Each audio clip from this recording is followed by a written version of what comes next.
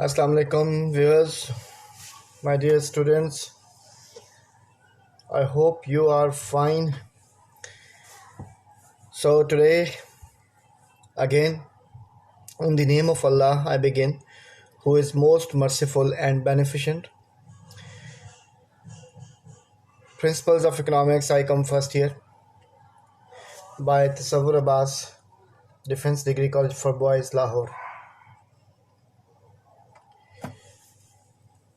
So we were on chapter number 11, and today's lecture is the continuity of the same chapter, lesson 11.2, part 1.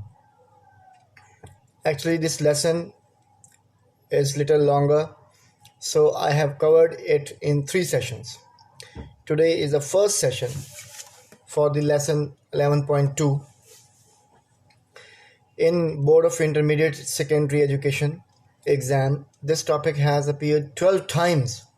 I again repeat, 12 times during the last 5 years in the form of the long and short questions. So you can understand the importance of this topic.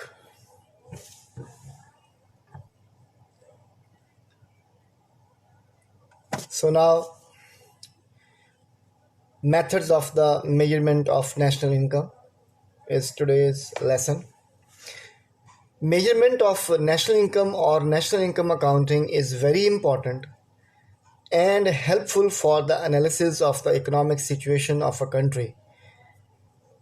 Economists need this data of national income to analyze the economic situation of the country and make policies accordingly.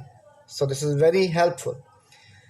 There are 3 famous methods of measuring national income. The product method or output method. Number 2 is the income method. And number 3 is the expenditure method. In this particular session, I will be covering the first method, that is the product method or output method. According to this method, the national income is attained by adding all the total market value of final goods and services produced in a country during 1 year. We are almost familiar with this definition because we did in this definition in the previous lecture 11.1. I again want to narrate some important points in it. Number 1 is the 1 year. Accounting period is 1 year. Number 2, all finally produced goods and services, not intermediate. Number 3, the market value of all those goods. That has to be added and we will get the national income values or data or statistic by product method or output method. So some important points I want to discuss. In this method, divide the economy in different departments like agriculture, mining, transport, manufacturing, communication, and services. Now what you do is calculate the monetary value of all the production of these departments. Then you will include only the final goods and services. This method is explained on the next slide. You can see a table appearing on your slide. By product method, we have divided the economy in few sectors. Production sectors कौन से हैं? Agriculture, manufacturing, services, transport and communication. I have taken the 4 departments and I have estimated the total money value of the production they have produced. For example, agriculture has produced 200 billion, manufacturing has produced 100 billion, service sector has produced 50 billion, and transport and communication has produced 50 billion. So total national income would be attained if we add up the monetary worth of these productions. That makes 400 billion for that year. In the product method, there are some precautions don'ts and do's of this method are, first of all, I will discuss the don'ts. Don'ts means don't include these things in the measurement.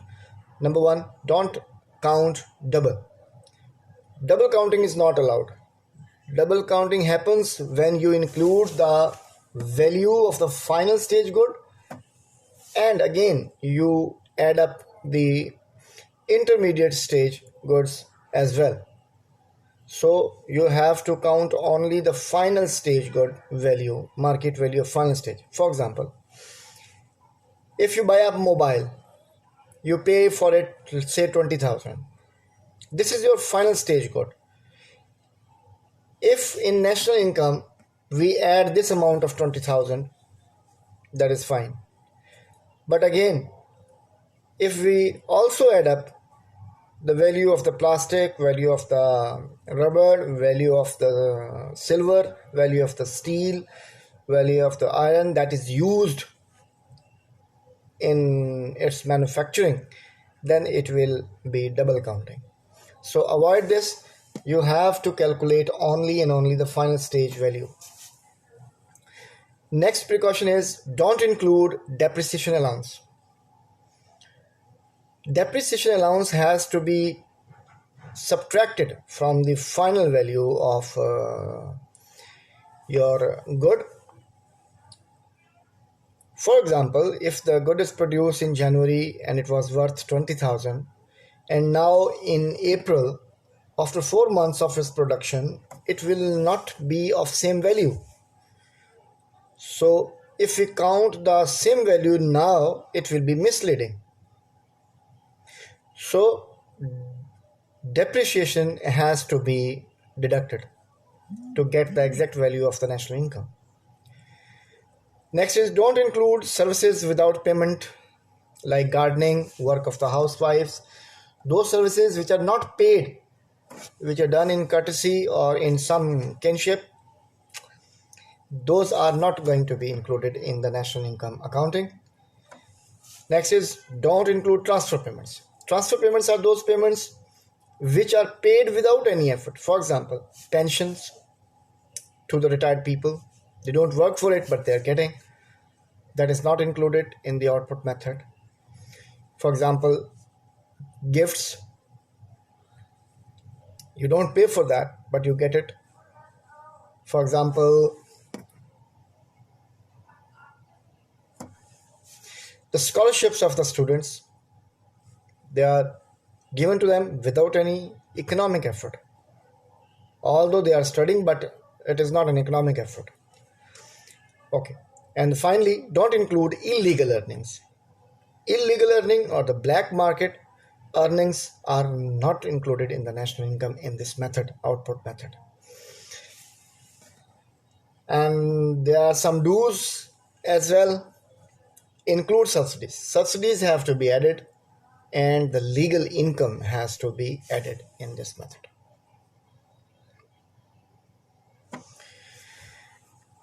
So the product method or output method, you can find as agriculture 200, manufacturing 100, services 50, transport and communication 50. So national income would be 400 billions in total. So good luck and stay blessed, and further lectures are coming soon. Thank you very much and see you inshallah again.